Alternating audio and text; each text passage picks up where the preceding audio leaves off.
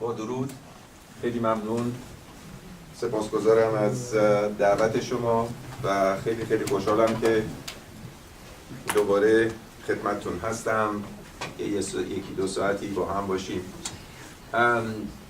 من دفعه پیش نمیدونم چند نفر سخنرانی اولم رو شنیدن، یعنی بعضی ها نبودن. این ادامه گفتار قبلی است و همونطور اونایی که بودن یادشونه که من به زبان انگلیسی برای اینکه خیلی بهتر میتونم از واژه‌های انگلیسی استفاده بکنم و واژه‌های فارسی رو هنوز زیاد خوب بلد نیستم.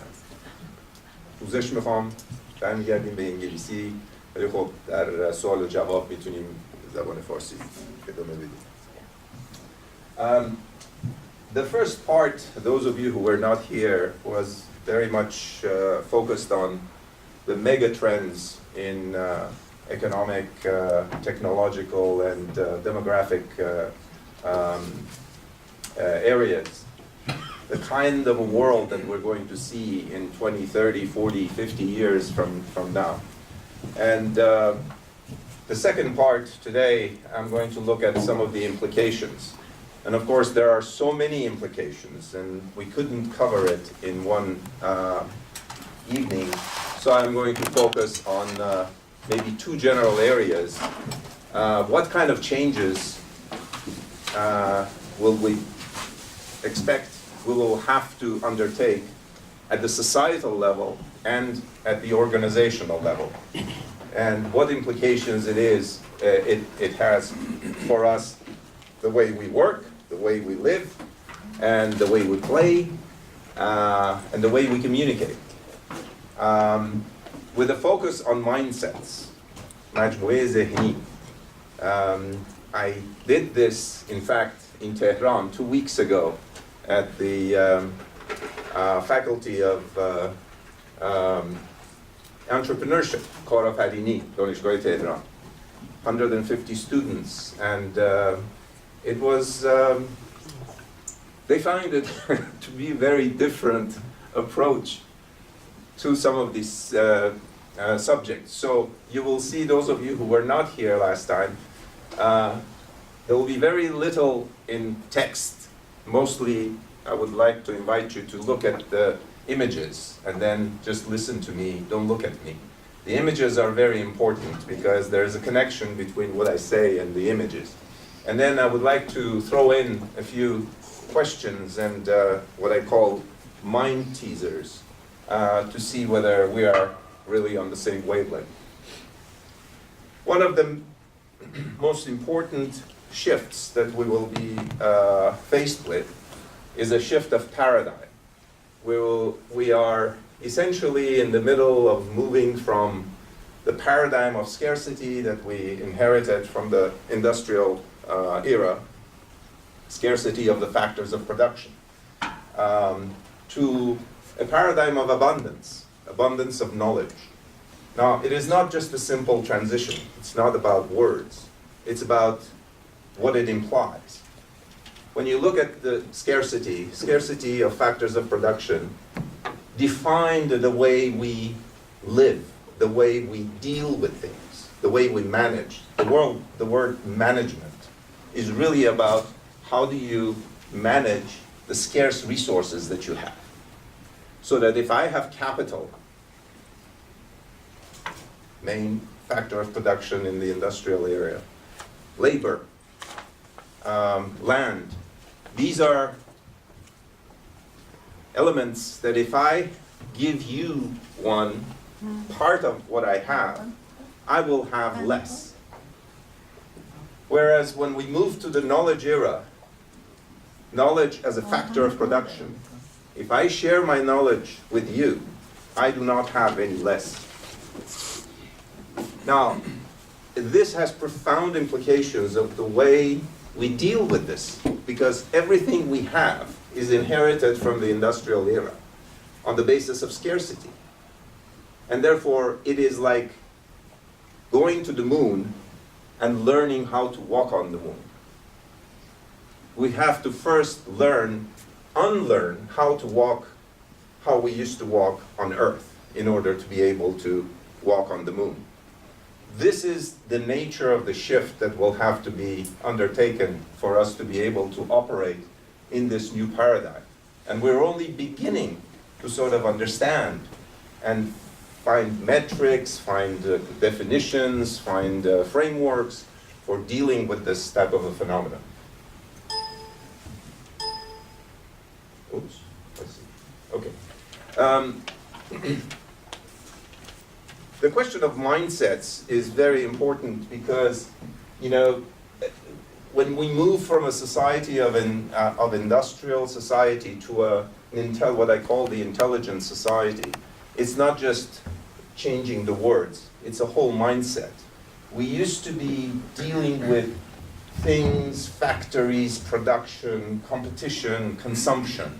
This was the totality of the kinds of things that we are preoccupied with for about 200 years since the Industrial Revolution.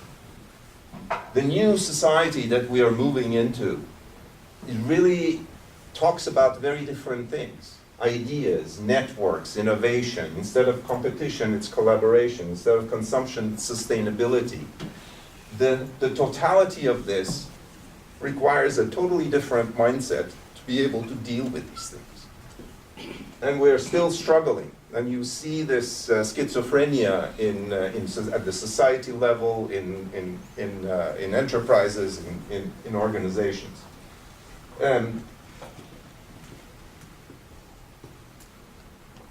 Here's an example of one of the shifts. The 20th century, and you know, we all went to school and everybody taught us that the shortest distance between 2 points is what? Is a straight line. This was the most efficient, shortest distance. This is what we got used to. Particularly those of us who went through sciences and the riyazi and the math and engineering and everything. Well, it's important. It's very efficient. But sometimes, and increasingly in the new 21st century intelligent society, it will be the smartest distance between 2 points. It may be the first a straight line, but it may not be. An ability to do, and we are yet in our, some of us, how many of you, just one former colleague from the World Bank, an organization like the World Bank, we're consumed with efficiency, straight line thinking, everything has to be in boxes, everything. Whereas this is not going to get us far in the 21st century. And to dramatize it, take a look at this bird. This is a bird that is native to northern Europe, northern Germany, Holland, etc. And every year it migrates to South Africa, going thousands of kilometers, non-stop. Now think of the geography. If you wanted to go from North Europe to South Africa, the shortest distance is a straight line, right?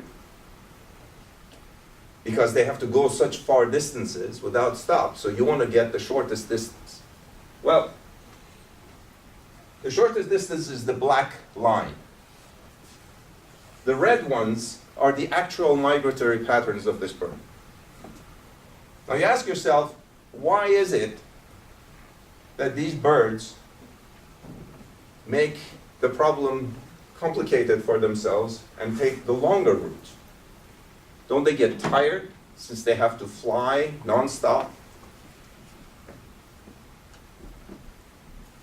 Why do you think it happens? Back to our physics. Physics 101. They're not going over the Mediterranean. They're trying to avoid the Mediterranean. Why? Because of wind and temperature. What does water do? Absorbs heat. Land reflects heat. As they're going, if over land, the heat reflection gives them more draft. They use less energy. So they're taking the smartest way, not necessarily the shortest. Now, if this bird can do it, how come we humans in organizations, in enterprises, we insist on always doing things the straight line? So the point is not that straight line is bad. Sometimes it's necessary, but sometimes a smarter distance would be better. And these are the kinds of shifts in mentality, in mindset, that we are yet to really perfect. Here's another mind teaser to you. Take a look at these two creatures. What do you think they have in common except the fact that they're both wearing white clothes?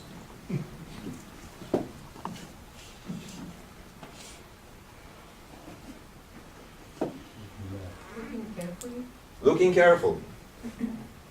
What else? Focusing. Right? What else? Searching.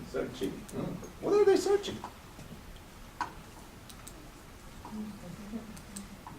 What if I told you that they're in the same business? They're actually doing the same thing. They're in the business of detecting tuberculosis.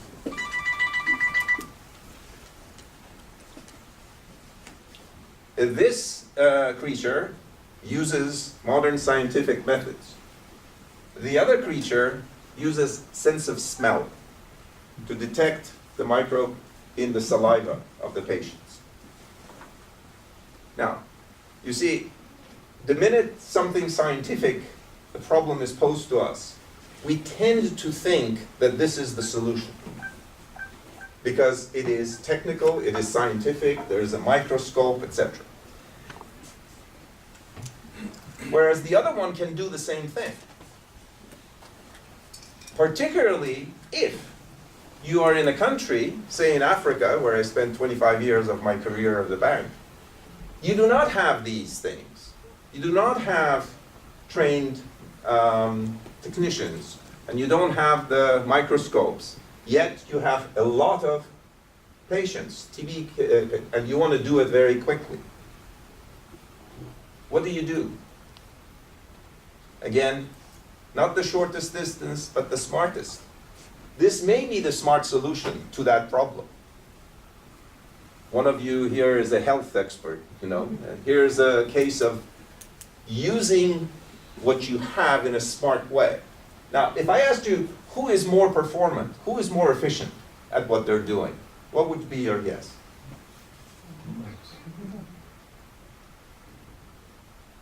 By a factor of 100 to 1. They can process 20 samples a day. This creature can do 2,000. So if you're in a poor country with very little capacity in Africa, and you have very limited budget, and you have plenty of cases, what would be the smart choice that you would make? Yes, unfortunately, organizations, including the ones we spent years in, they tend to go for this option.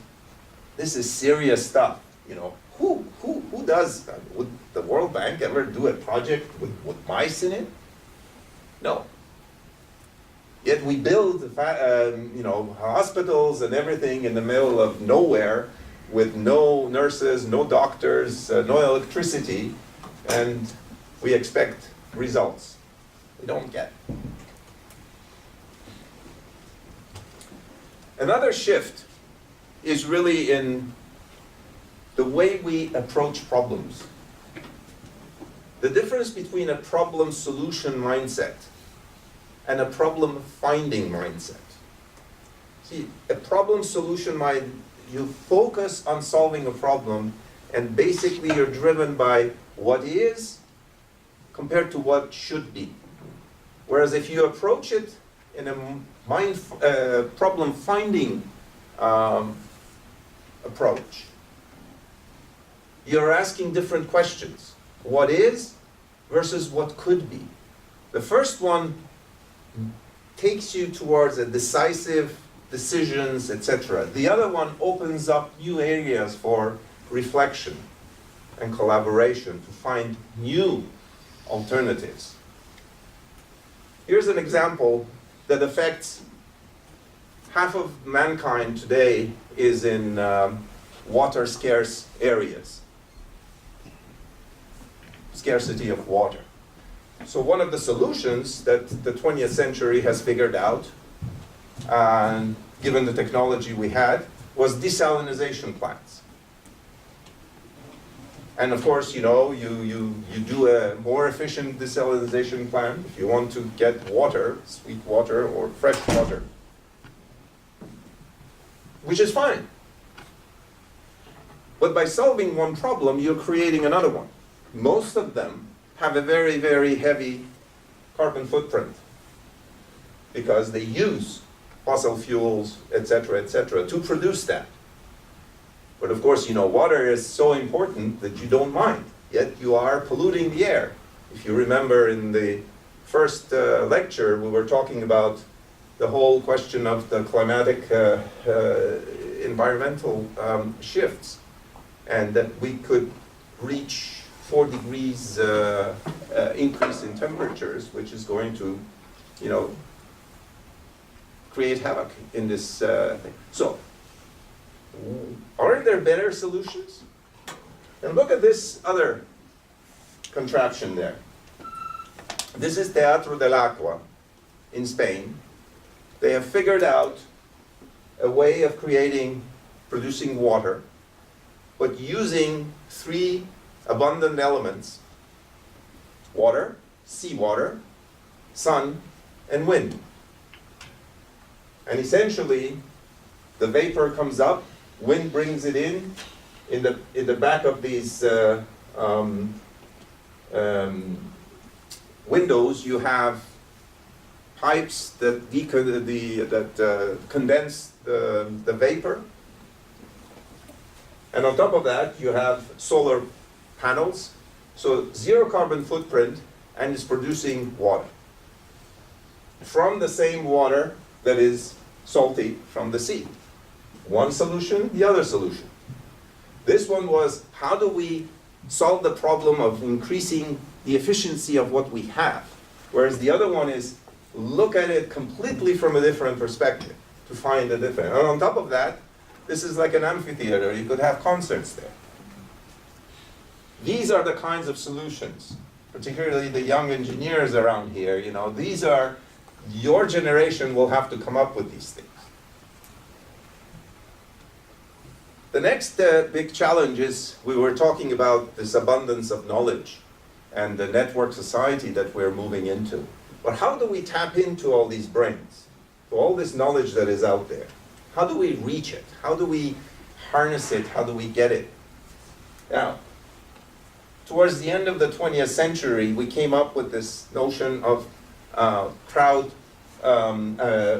outsourcing. It was sort of a one-on-one. You know, you find the brain there, you find the skill, and you make a contract and you get it, whether it's in India or in Bangladesh or wherever it is. Now, increasingly in the 21st century, we're shifting towards crowdsourcing. How do you tap the wisdom of a crowd or the knowledge of a crowd in a way that brings value to you and makes sense in terms of participation? How do you organize this thing? And you know, some of the manifestations are even now moving towards concepts like crowdfunding, that you don't need the venture capitalist, but all of us could be contributing $5 to a particular investor. These are the kinds of shifts that are happening.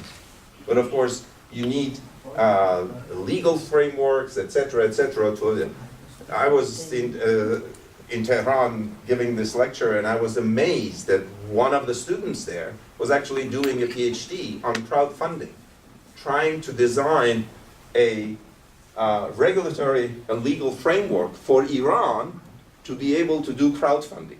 And they were asking me about the jobs bill in the United States, Obama's jobs bill, and you know, chapter 5, section 3. What I said, I haven't a clue. They were already on top of this. And this is, you know, it's not yet fully functioning in the United States, but they are thinking about it already in Iran. Here's an example. This one you know, right? Wikipedia is a product of crowdsourcing. Thousands of people have contributed. And then you'll say, okay, this is sort of, it's not a real thing. It's not. But look at this one. This contraption, it's called Fiat Mio. Fiat Mio is the Fiat in Brazil. And it was entirely designed through crowd sourcing. They put out requests saying, we want to design a car for these types of specifications, for this type of a market, this type of a urban thing. And ideas came from all over the place. And this is a result of the synthesis of all those ideas about the design of this car. More and more of these things are going to become the norm in the 21st century. And of course, there is a wisdom of the crowd, and then there's the dumbness of the crowd. And the problem, the challenge we're going to have to face is that not every crowd, and not everything the crowd comes up with is effective. How do we sort these things out? How do you recognize the wisdom from the dumbness? And there's plenty of this category around. Just go online and you'll see, that it's not all wisdom. Ability of organizations, individuals to be able to deal with this is still in the infancy. We don't know how to deal with it. How do you separate these things? The next big shift is not only population, but urban population. By middle of the century, 7 out of 10 people on this planet will be in urban areas. What kind of cities are they going to be living in? Now, the industrial cities of crime, grime, and congestion clearly are not the option, because we're going to, annihilate this planet. The intelligent city of the 21st century, based on creativity, sustainability, opportunity. These are the kinds of thinkings that are going on already, experimented in a number of parts of the world. Those of you who were here last time, remember I was talking about Shenzhen in China. That was a little village in 1980 when I visited the first time. By now it's 14 million people, and it's a modern city, etc. Now they have another idea, close to Shenzhen, 50 kilometers away. They're building China's first complete intelligent city. Now, what will an intelligent city, what will be the building blocks? 3 basic building blocks. One is the knowledge, the other one is the environmental sustainable living, and then smart infrastructure. I'm not going to go into the details because I don't have time, but there are very interesting things about how you pull all of these things together. And the key is that this has to be coordinated and adapted to each other. But these are all technical side. And when you look at some of these pillars, you ask yourself, okay, this is good, these are necessary, but is it sufficient? So what is missing here? We have the knowledge pillar, we have the environment, and we have the smart infrastructure. What is missing? Talking about a city. The human glue, the people. How will the people operate in this milieu? How will they interact? What kind of people? Where will they be living? How will they be creating those networks? So the community glue that industrial cities completely forgot, and that you created ghettos, you created all kinds of problems. The intelligent city will have to actually rebuild those destroyed connections into communities. But we, humans, seem to have lost the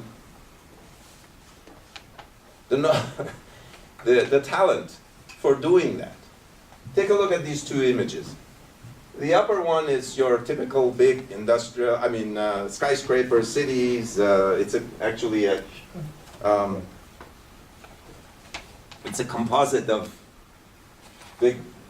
biggest skyscrapers in the world. It's just to show that this is what we think of a city.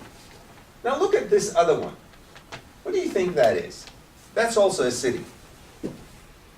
This is a reconstruction of the ruins of Çatalhöyük in eastern Anatolia 8,000 years ago. This was a city 8,000 years ago. Small city. What do you find strange or unique about this city compared to the cities that we are used to? Interconnection, it just seems that you can go around without. Now, what you don't see there? Roads, streets. Streets. Why?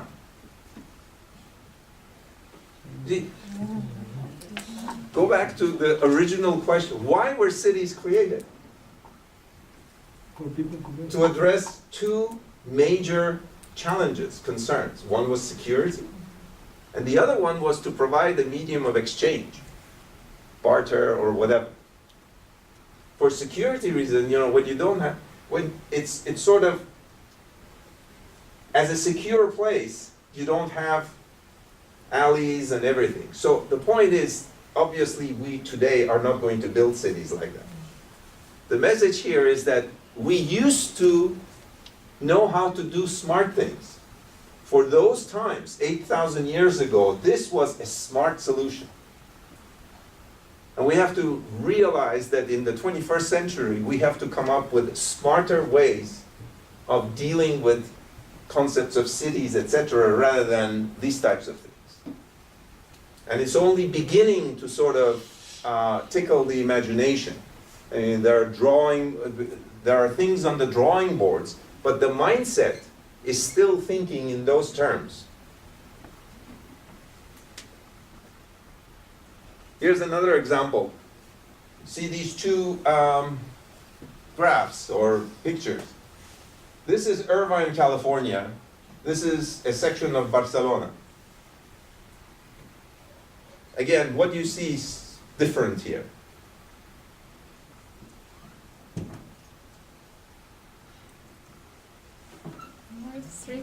More streets. There's more possibility of interaction there than there is here. This is in whoever, what was it, Jacobs, who was the urban planner, etc. In terms of space of flows, in other words, you spend a lot of time between experiences at the human level because you have to drive these long distances, etc. Whereas over there, the space of experience, you walk out of of your house, etc. You immediately run into someone. You have the corner, vendor, etc. People have the chance of exchanging. The old picture of the 8,000 years ago, the exchange. It's the human element. The 20th century, we sort of forgot about that. Modern technology helped us connect, but we have lost this human experiences. And the most important thing for a smart city's metabolism is how much people mix with each other. This will be the future thing. Yet everything we have done in the 20th century was to go the opposite way. So we have to unlearn how we developed cities, how we built these things, in order to be able to recreate some of those connections. So basically, we created cities of silos, those big, huge apartment buildings, etc., in the middle of nowhere, and then you drive hours to another one. From that model, we will have to move towards things that are called like city of villages. 40 years ago, when I first visited Washington, there was only one area, which was Georgetown, that had a feel of a community. Everything else was sort of, people went to their suburban houses, etc., and during the evening, Washington was dead, except for Georgetown. Today, if you've noticed, there are quartiers, there are neighborhoods in Washington that are beginning to sort of resemble the city of villages. One of them is where I live, close to DuPont Circle. At 4 o'clock in the morning, you walk out and there are people there, there's activity, you run into someone. These are the kinds of things that we will have to learn to do again. And balance the globalism that took over in the 20th century with localism, oddly enough. And hopefully the modern technology is going to help us to be able to do that. Now, I like this quote from Einstein because a lot of people have told me before I get to this place, they say, well, this is all pie in the sky. It's, we are saddled with existing cities that are a mess. We have ghettos, we have, slums. What are we going to do? Yes, there are difficulties, but if you use your imagination, you could come up with some solutions. And here's an example. At first look, this is what? This is just 3 high-rise buildings, indescript, nothing interesting about it. Now, if you zoom out, you see something strange. What is this thing on top? Is that a battleship? Is that a boat? What is it? It's a pool. It's a park. This is Singapore. They don't have space, but to create a space for people to get together, they have an imaginative way of creating a space so that these people can, come together in a Park Mellat, Park Said, but up in the air, because they don't have space, imagination. And there are so many of these types of examples already beginning to come across. We'll move now to implications at the organizational level. This was societal. Take a look at these 2 images. Think of an organization either that you're in or you have experienced with any organization. And just think which of these images remind you of that organization. If you're working at an IBM or the World Bank, which one do you think fits that organization more? How many of you see, how many of you see this in that organization? How many of you see this? You don't see any? Okay. Well, I see flow on this, so that's something that's How about here? hierarchy. How about, you see hierarchy here Yeah, or here? No, right there. You see hierarchy, okay? Which is necessary. Yeah. And how about here? That's all confusion. How many of you see your organization like this?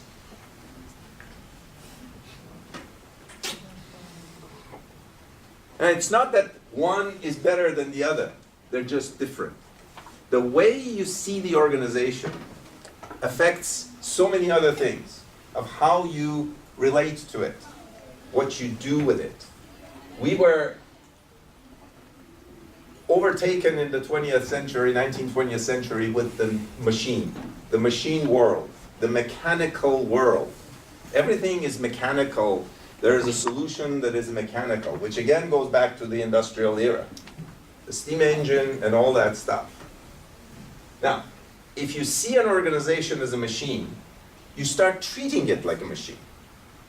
In the World Bank, there are a lot of ways that the machine analogy has crept in. Look at what we use as jargon. You drive for results. You capture knowledge. You manage people. All of these are remnants of the industrial era and a mechanical view of the world. Whereas if we thought of it as a more natural, organic concept, we would be asking different or using different jargon. Strive for impact. Harvest learning as opposed to capture knowledge. Harvesting. Agriculture. Inspiring people rather than managing them. Very different. So the way we see the organization is very, very important because we begin behaving very, very differently. A friend of mine about 20 years ago wrote this book about the living company, Ari de Gust, and he conceptualized the organization as a living organism. And he said, you know, if we look at it as a living organism, as opposed to a machine, we will ask very different questions, or do approach problems in a very, very different way. And that is something that we still have to do to get to the 21st century paradigm in terms of organizational behavior. Because organisms are complex. This is more like an organization than the nice organogram charts that we see of an organization. If you really mapped people's connections in an organization, this is the mess you see. Yet nature manages to deal with that. Whereas in organizations, we have to put everything in boxes. Everything has to be straight line. There has to be a hierarchy. There has to be all kinds of things.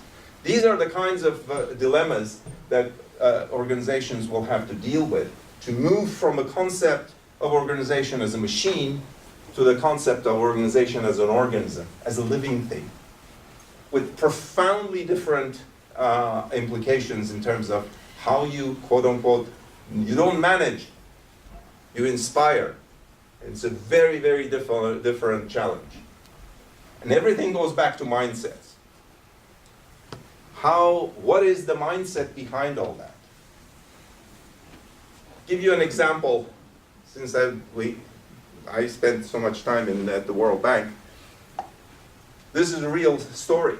About 15 years ago, we decided that this hierarchical structure that we had, typical organizational hierarchy, was no longer sufficient to deal with the challenges, and we needed, because our competitive advantage was really not the money, but it was the knowledge. It was the experiences in 150 countries over 60 years in a variety of sectors. And that in order to get a better product in terms of projects or whatever advice, we needed to have this knowledge flow better. And this organizational thing was not suited. So we decided to go towards the matrix, a looser form of an organization, to be able to deal with this. Now, what did we do? We were stovepipes, regionally organized, like many organizations. So we created these horizontal, what we call them networks. The idea was that if you were working in East Asia or in Latin America, in the older model, you didn't interact. You were just in your silos. And this way you could have all sector specialists interacting, sharing experiences, etc. We call them communities of practice, and they were supposed to be sharing the knowledge. And matrix is essentially the fuel that makes a matrix organization run is knowledge, flow of knowledge. If you don't have that, it's a shell. It's just an organizational shell. So we thought that we had, this great model with a lot of fanfare, and we had a visionary president who announced that. And then, a few years later, we started seeing that the same behaviors, although they were in a matrix, in a network, the behaviors had not changed. You still had the old silo mentality. And one of the things that we didn't realize till much later, was something that, when you ask, why am I showing you this gasoline pump? Well, take a look at these numbers. That's what? That's the octane level, right? Mm-hmm. If the fuel of the matrix is knowledge, what would be the octane equivalent in that analogy?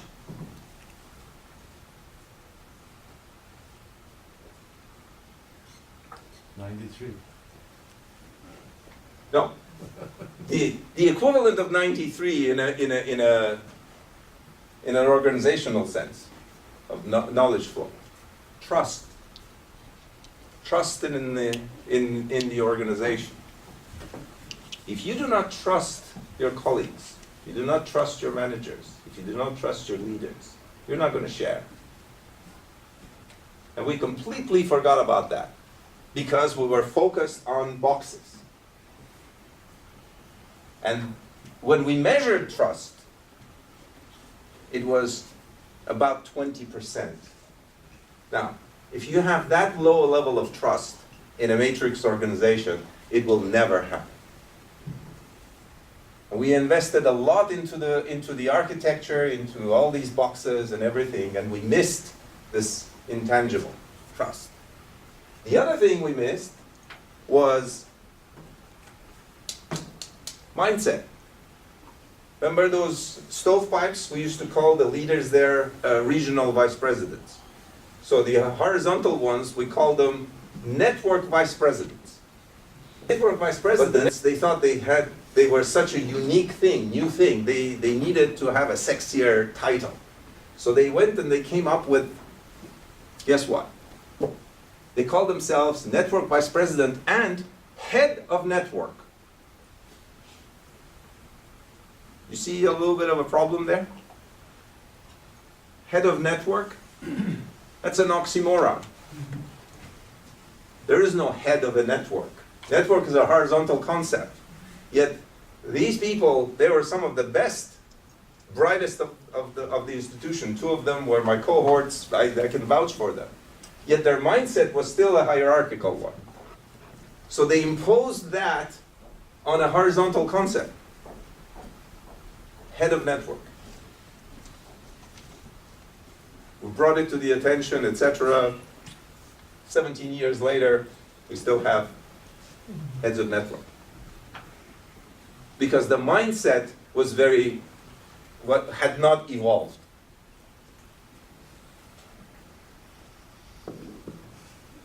What do you see here? Circle. Mm-hmm. Anything else? Continuous line. Mm-hmm. What do you see now?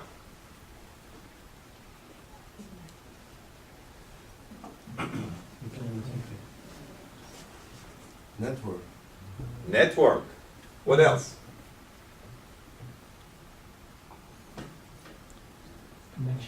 Connection. In one of these lectures, somebody turned around and says, Martians holding hands.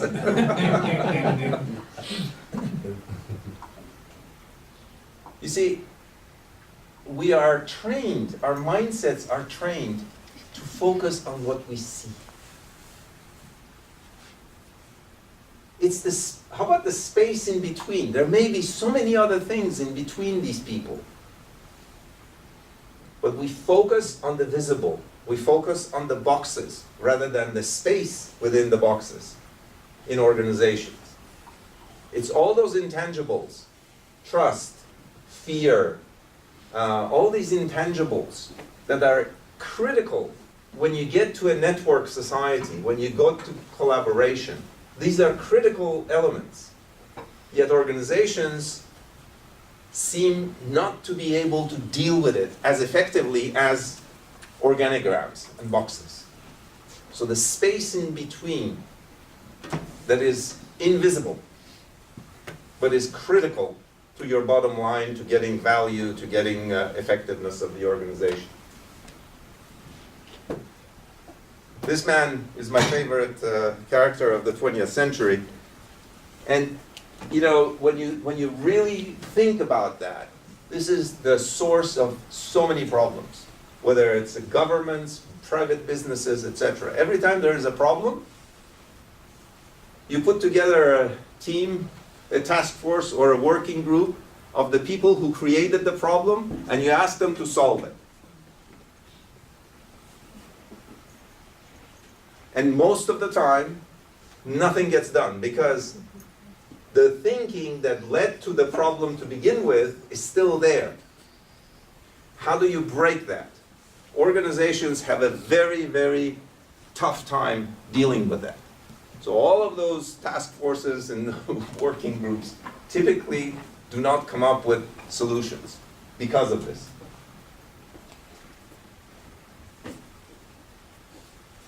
Can you all read that? Mm-hmm.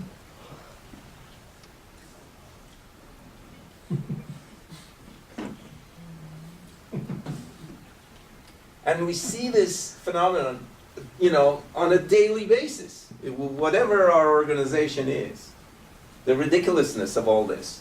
Yet we continue doing the same thing. Even the organizations that are considered sort of more advanced, including the one that I had the privilege of working.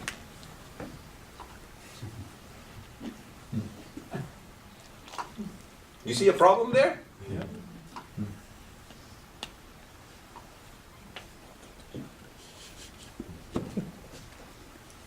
Peter Drucker, the management guru of the 20th century.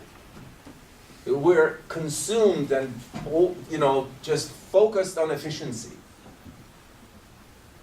But if you're doing efficiently things that you shouldn't be doing, who is asking that question?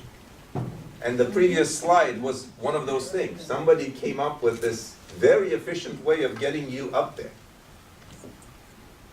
And the contradictions and all of these paradoxes that on a daily basis we live in, we need to solve in order to be able to operate in the 21st century. No, skip that. This is my version, my vision of the organization of the 21st century. There's no hierarchy. Now, by the way, it's not from Natanz. In fact, that was a question when I was at the University of Tehran. During the break, is that the Natanz thing? I said, no. The challenges of the organization of the thing is that you're in it, but you're out of it. You're in an organization, but you're also a member of so many other things, whether formal organizations, networks, etc. How do you, as a leader, by the way, where is the CEO in this model?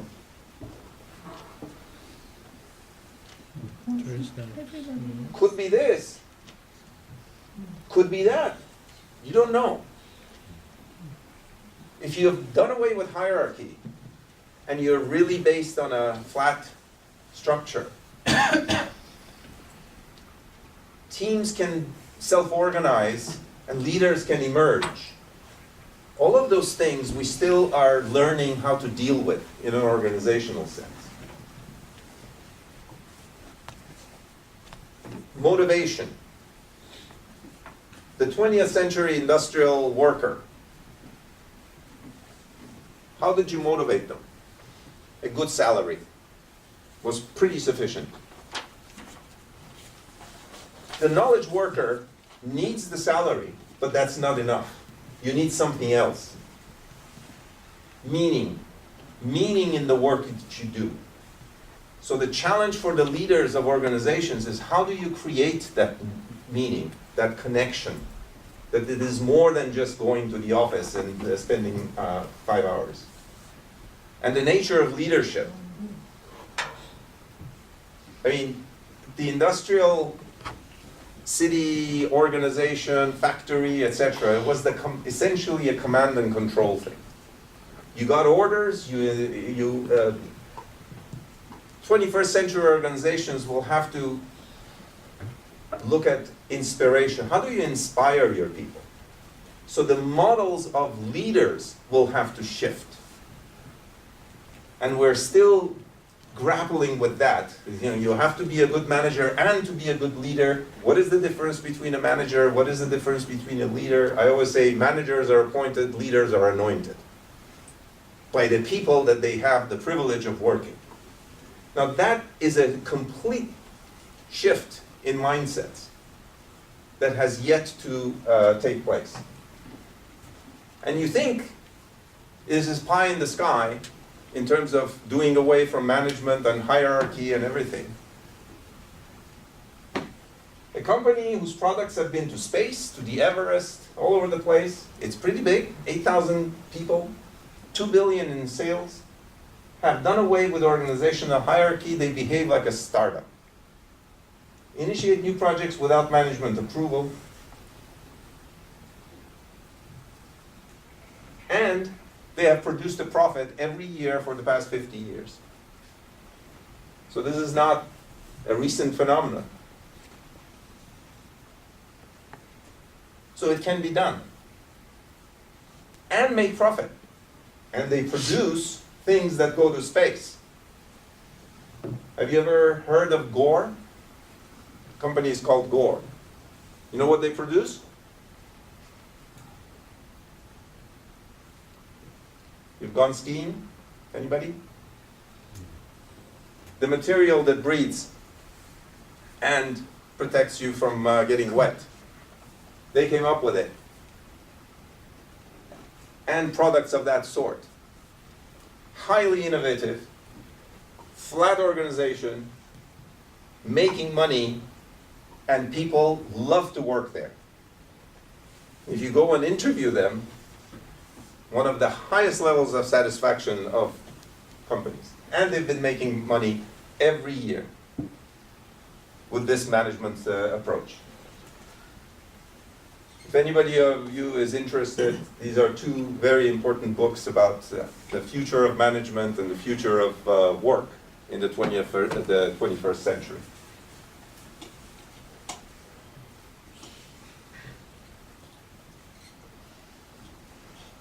Anything strange there? The cow is ahead of the dog. Yeah. 21st century, we were 20th century, we were consumed with competition. You wanted to be better than the other one, and you reduced cost or you gave better service. Da da da da. Well, the game is changing. 21st century success is going to be not based on competition, but increasingly on differentiation. How different you are from your competitor. And here are a few examples. Can anyone guess what this is, where it is? Organization. Lobby, garden, Yeah. Oh, What's that? Google. Google? Google? No? This is the Changi Airport in Singapore. And this is what the rest of the airport looks like. When you get in there, you don't want to get out. It is so pleasant. It's so clean.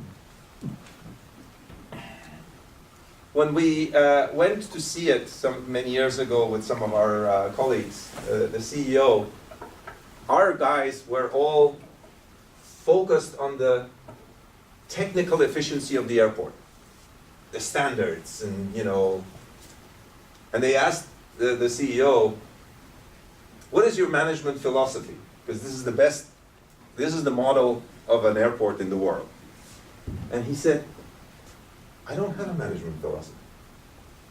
I don't see myself as a manager. He said, well, what do you see yourself as? Just I see myself as a conductor of a symphony orchestra. Completely different thing. And then we went the whole day, we looked at all the operations. Some of our guys actually timed, because they have a service standard that your bag will be at the conveyor belt 19 minutes from the time your plane docks. And we checked 4 different flights. They beat the standard every time. So efficiency, perfect. So we went there in the evening and we told the debriefing to the CEO, and we said, you know, this is fantastic, we're very impressed, and your service standards. And he says, well, thank you very much, I'm flattered, but it seems that you have missed the whole point of my operation here. And we said, what? He says, I'm not in the business of running an airport. I'm in the business of running one of the biggest shopping malls in the world that just happens to have an airport in it. And all of a sudden, you know, it sort of hit us. The whole thing is designed to make money out of you for the 2 hours, 4 hours that you're there. To make it so pleasant that you spend money. That's the business model. It is disguised as an airport. It's a damn efficient airport. But the business is not the airport. It's what they sell. That's why they compete, and nobody can beat them. Google. Almost.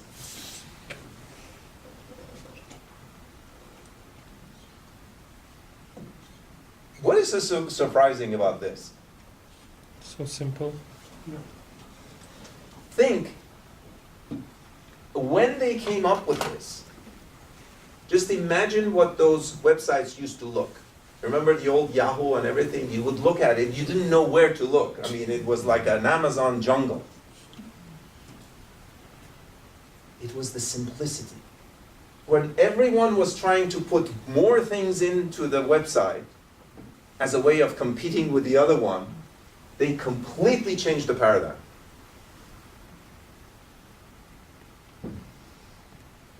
The other thing they did, what are they known for? Searching. There were 50 search engines before them. They didn't invent the search engine. They created a way we deal with the internet and how to track our activities for advertising. They are the largest advertising agency disguised as a search engine. Their business is not the search engine. Their business is advertising. How they differentiate. A lot of these companies that are very successful are differentiating that way. The business models of the 20th century was about products. How do we make something better, cheaper, and do it faster? The questions to be asked in the 21st century are very different. How do we change behaviors of people? iTunes did not just create a new way of looking at music. It changed our relationship with music. Completely different shifts. This is someone who actually worked in Apple and gave me this quote. Market research. You know, we're all saying, what is the demand? What is the demanded? Let's go do market research and see what people want. And he says, you know, Steve's market research was Steve in the morning looking in the mirror and saying, what do I want? Thinking out of the box, the kinds of things that we have never thought of.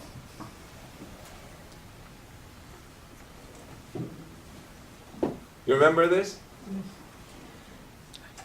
This was the answer to a question that Steve posed to himself on one of those days when he asked in the mirror. What do you think that question was? whose result was the invention of the iPod.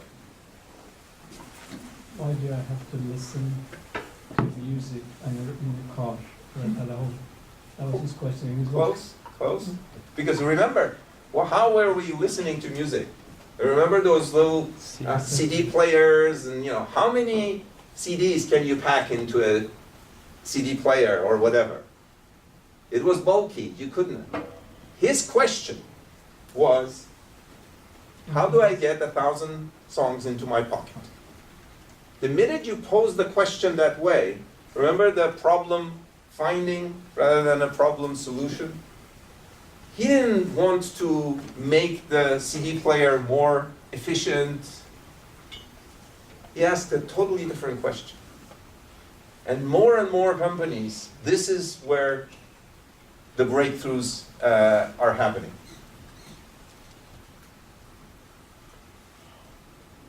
Generally, the 21st century is going to be about rethinking all of this thing about innovation.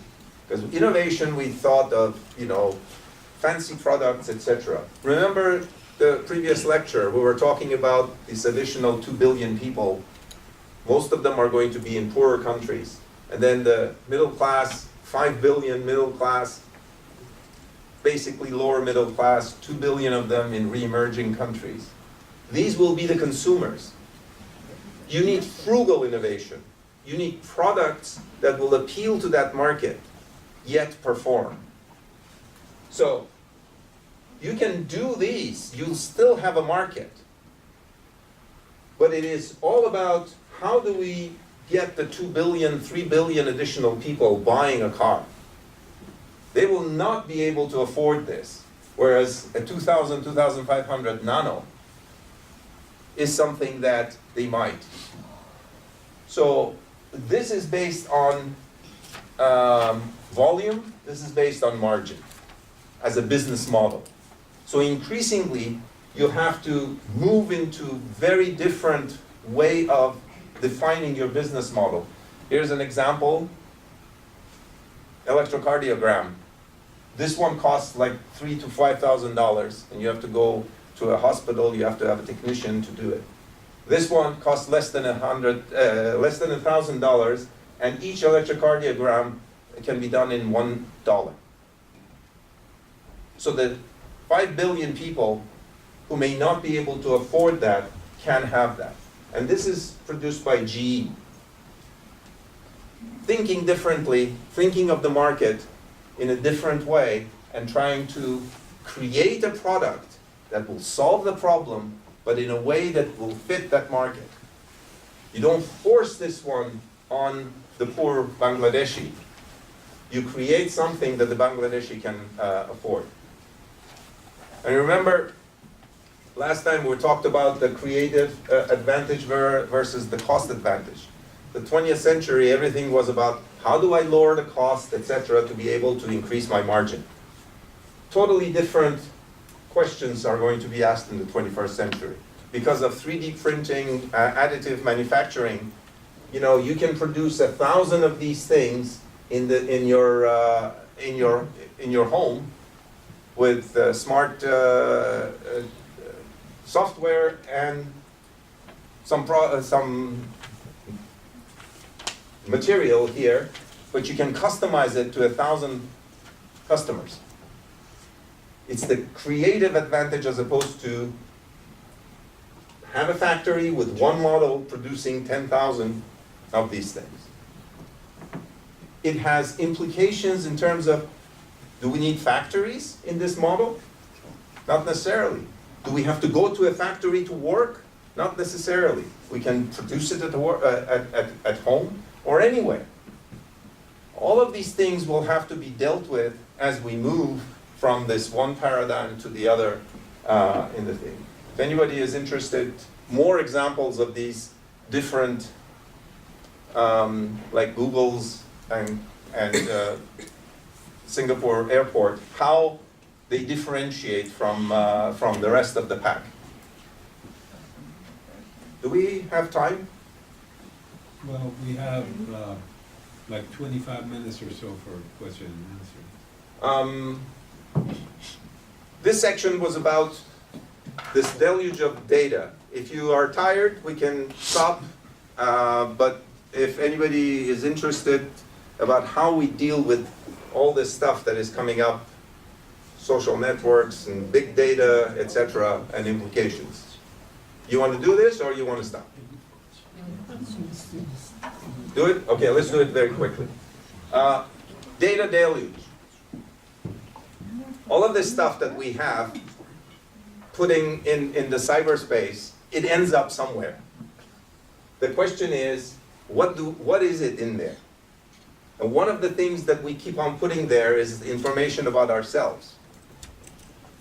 Yet we don't know, if I look at your profile, unless I know you, I don't know whether what you have put in is the real you, or is it some abstract version of you.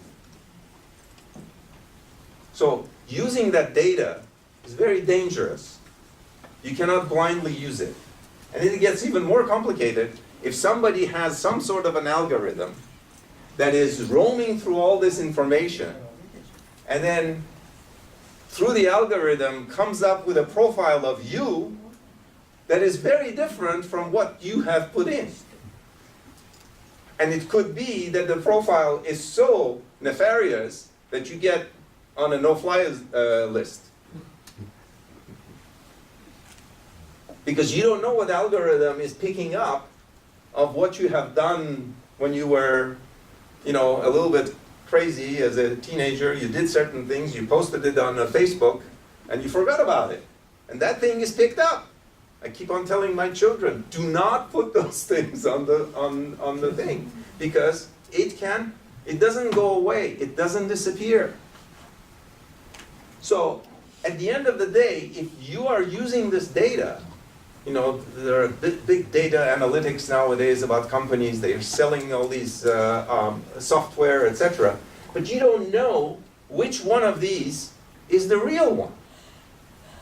There is no way you can check when you're dealing with thousands and hundreds of thousands of pieces of information. And up to now, at least we thought that everything was secure, it was private. And now we know that it is not. So on top of all that stuff, we don't know who has access to it. And this is part of our life. The 21st century, this is what we have to deal with. We still do not know how we're going to deal with this question of privacy. I mean, so wait a minute. And the answer is, if you want privacy, that means you have something to hide. Well, that was not the contract.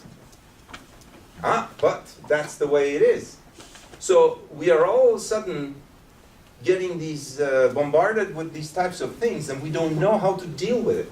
So some of us continue opening up, and we say, the hell, I'm going to go on and, and some are beginning to clamp up. Some are leaving social networks because they don't want their information to be around. Countries, Germany, national internet. In Iran, China, national internet, but for different reasons, obviously. But that's the movement that people are worried about. Some sort of a control of all this stuff that is out there in cyberspace that ends up on somebody's algorithm. And the problem is that technology can be very useful and help a lot of things. Social networks can be but when you mix technology with this, with our narcissistic side of humans, it becomes a toxic combination. Because you don't know what you're doing eventually. And the combination of all that stuff, later on you wake up and you say, my God, and you're beginning to see shifts in behaviors that we had been accustomed to. Some of it is good, some of it is not bad. So you're beginning to see these types of phenomena. When we were growing up, having some coffee with someone or tea was to go and talk to people. Or going to see art in a museum was really to go see art in the museum, or having dinner in a restaurant. These are exaggerated cases. The point here is that this is what is, out there, and we need to be aware of it, and this is what is happening.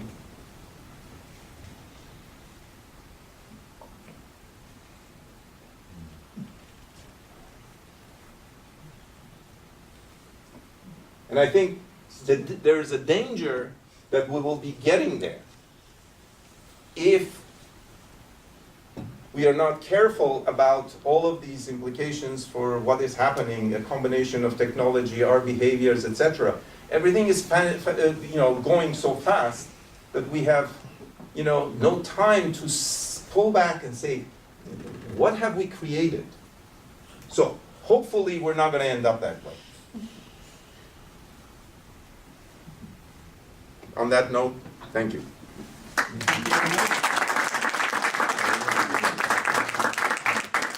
مطمئنم که دوستان سوالات فراوانی دارن، ولی متاسفانه زمان ما نزدیک میشه به ساعتی که باید تحویل بدیم اینجا رو. هر روی حدود 20 دقیقه زمان هست. اگه دوستان پرسشی دارن خواهش می‌کنم مطرح کنن. خب من اجازه بدین بفرمایید جناب دکتر مصطفی. خیلی ممنون. واقعا که it was a fresh breath of air, completely unconventional, و I enjoyed it very much. خصوصا در مورد سلایدهای اولی که شما داشتید اینطور ایمپلای میشد که در جامعه انتلکچوال ریسورس نامحدوده، کامپتیشن وجود نداره، به اصطلاح خودمون مدینه فاضله است که خلاصه تحقق پیدا خواهد کرد. ولی واقعیت اینه که ریسورس داره شرینک میشه و جمعیت داره زیاد میشه و کامپتیشن در آیدیا اتفاقا خیلی سخت‌تر و مشکل‌تر هست تا کامپتیشن در غذا. به خاطر همینه که پتنت آفیس چندین هزار نفری نشستن که ببینن کدوم یک آیدیا ناول هست و جدید هست، در حالی که برای فود و غذا و اینها اونطور کامپتیشن به اون سختی نیست. این هستش که سوال من این هست که واقعا این فاکتور کامپتیشن و scarcity of resources که یه چیز نچرالی هست چطور تو اینتלקچوال سوسایتی خود نقش بازی میکنه؟ اون چیزی که حداقل شما در نظر. And I hope I did not give the impression that it was an either or. The point about the factor of production is that those old factors of production are still with us. There are different rules of the game dealing with them that we know and we are accustomed to. The new factor of production, it's a different laws of gravity apply to it, and we still do not know how to deal with it. That was the point that I was trying to make, so that you have to unlearn how to deal. The example I gave, if I gave you some of my capital, I will have less. And we have all kinds of methodologies of dealing with that. But we don't have methodologies dealing with the fact that if I share it with you, you have as much as I have, and nobody has lost. That's the challenge that I see for the intelligent society that I'm talking about. I'm not disputing at all that we are still dealing with scarcities. But one of these factors, we cannot use the same tools or the bag of tricks that we have inherited from the industrial era to deal with this new phenomenon. That was my point. پرسش بعدی. بسیار سخنرانی خیلی خوبی بود. من سوالم انگلیسی میکنم. So you talked about with a critical eye about organization, and you used your former employer as a good example.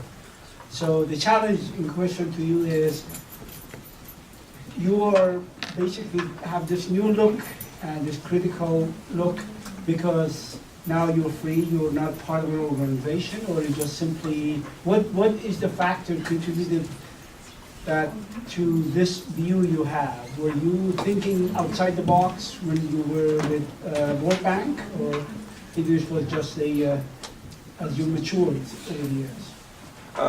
Both.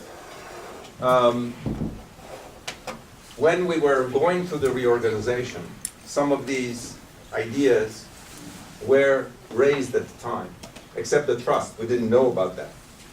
But this business about the oxymoron, I actually challenged my colleagues, saying, how can you call yourself a head of network? And I didn't want to go beyond, because after that, they said, oh, you have a point, because they were my friends. A week later, they said, we have a new idea. I said, what is it? Let's call ourselves anchors, network anchors. I said, are you guys mad? What does an anchor do to a ship? Again, the whole thing was, the idea of, so in the end, today in the World Bank, you have the head of network and an anchor sitting in the office of the head of network. So you've gotten this. So my work at the bank at the time was questioning some of these things. Since I've left, obviously I have a better appreciation or more liberty, but I was saying the same things when I was there as well. It was just that it was landing on deaf ears. And today, the bank is reorganizing itself and doing exactly the things that we tried 17 years ago that didn't work. That's the dilemma. پرسش بعد.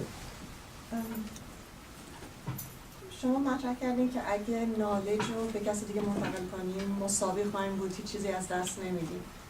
اما فکر می‌کنم یه ایده دیگه وجود داره که میگه نالج قدرته. اگه من بیشتر بدونم، من قدرت بیشتری دارم و من میتونم این چیز تولید کنم، اون نمیتونه، بنابراین من بالاتر خواهم بود. فکر کنم همین مسئله تراستی که شما مطرح کردین همینه. میگه من این کارو بلدم، اگه بیام شیر بکنم اون یاد میگیره، بعد دیگه شاید به من نیازی نباشه. شما اینو تو این جامعه چطورین؟ چون فکر نمی‌کنم انسان دوست داره قدرت داشته باشه.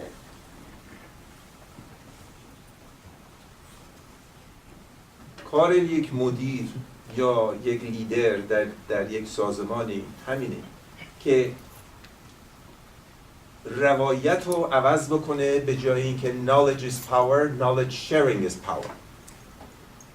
چه اینسنتیوایی دارین به مردم میدین؟ خودتون چطوری کار میکنین؟ اینا خیلی خیلی مهمه.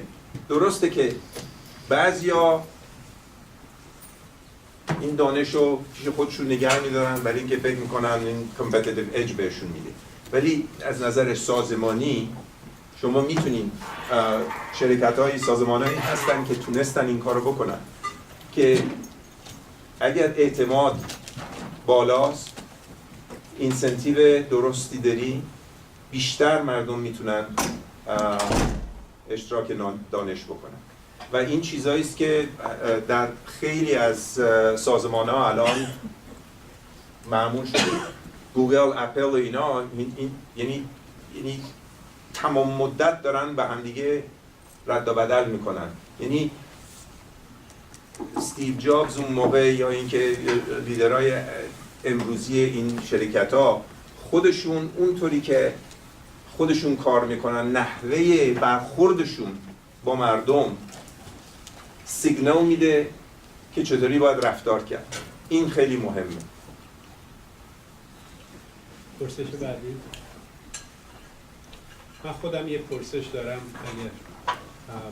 اگر دوستان بعدا هنوز 10 دقیقه دیگه وقت داریم برای پرسش‌های بعدی. در صحبت شما هیچ سخنی درباره فرهنگ‌های مختلف گفته نشد. تا چه اندازه اون میتونه اهمیت داشته باشه و چه استفاده‌هایی ما میتونیم بکنیم؟ فرض کنیم مثلا راجع به فرهنگ خودمون، آیا میتونه اون یک نوآوری باشه و از اون استفاده بکنیم؟ بسیار پرسش خوبی است برای اینکه خیلی از این مسائل ما تندنسیمون اینه که فوراً به چیزای علمی از غرب نگاه میکنیم که مثلا solutions come from there و خیلی از این مثلا اون شهر ترکیه رو که بهتون نشون دادم، یعنی در اون فرهنگ ها یه موقعی بود که ما میتونستیم به این چیزا رسیدگی بکنیم و تصمیمایی بگیریم. از نظر فرهنگ بومی چطوری میتونیم استفاده بکنیم؟ چین این کارو کرده. در 30 سال گذشته هرچی بانک جهانی یا صندوق پول بین المللی بهشون گفته این کارو بکنین، از اینجا به اونجا در مقطع وقت فلان، اینا ایده رو میگیرن بعد میگن بریم ما خودمون این کارو میکنیم. ایدهشو میگیرن ولی با ساختارهای بومی خودشون مطابقت میکنن که بتونن اینو پیاده بکنن. رمز موفقیتشون این بود. اینا چشم بسته هرچی ما میگفتیم قبول نمیکردن ولی میگرفتن، یه ترکیبی داره با چیز و بعدش ما که نگاه میکنی اصلا شبیه اون چیزی نیست که بهشون دادی ولی ایدهش توشه. مثلا باز کردن بازار، باز کردن اقتصاد به رو به جهانی شدن این اقتصاد.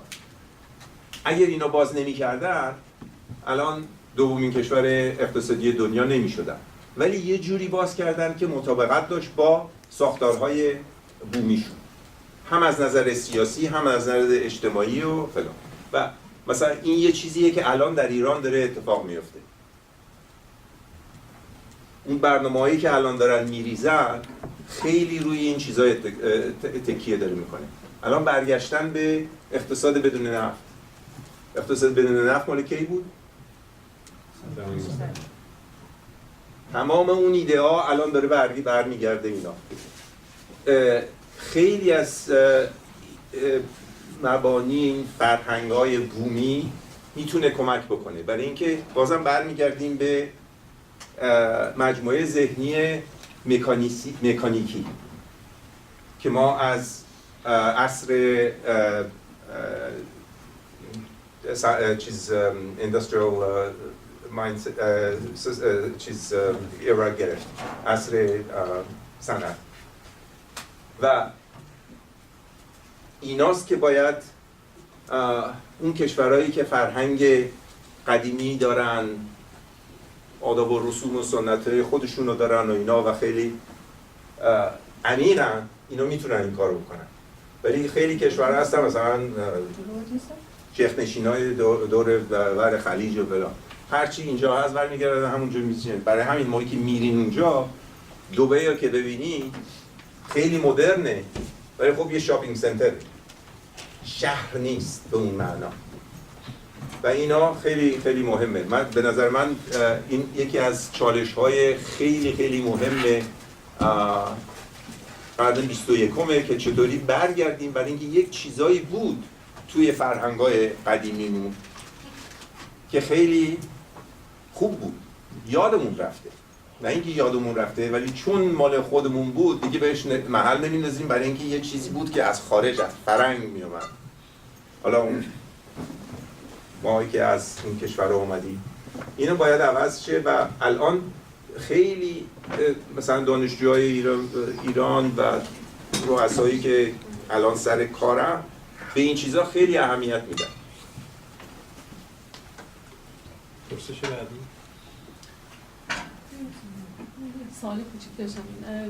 من می‌خواستم، همه میدونن که تکنولوژی مرزها رو داره برمی‌داره. الان شما صحبت کردید گفتید تو دانشگاه تهران دانشجوها اوردی به اصطلاح دارن بخش میخونن اوراموکی رو گفتید که بعد اینجا هم که الان نگران هستن ایژوکیشن اسکولینگ خیلی وضعش خرابه تو آمریکا.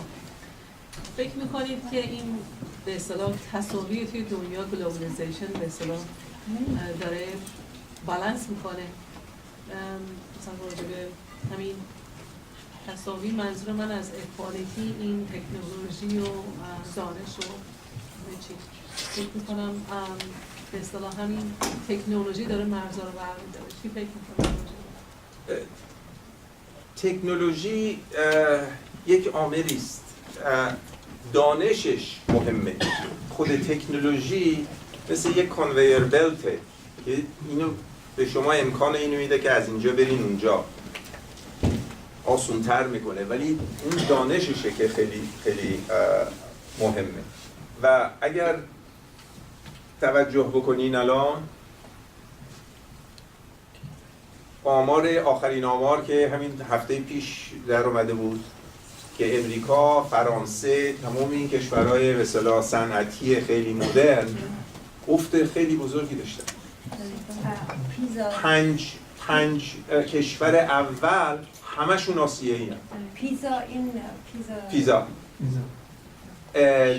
این خیلی مهمه برای اینکه اینا سرمایه گذاری کردن در این رشته ها و خیلی بهش تکیه میدن. درسته خب در سیستم‌های اروپایی امریکایی شما یه چیزی دیگه ای دارین که اونجا نیست. این هم آزادی فکر، یعنی این تساوی نیست، یعنی پنجلومه به نظر من، میره و میاد. یک مدتی همه رفتن به یه ور، حالا یک کمی داره برمیگرده. در امریکا الان فارغ التحصیلای کارشناسی ارشد در مهندسی نسبت به یک کشوری مثل کره، چین رو فراموش کنیم، چین مثل اینکه 50 برابر امریکا مهندس میده بیرون.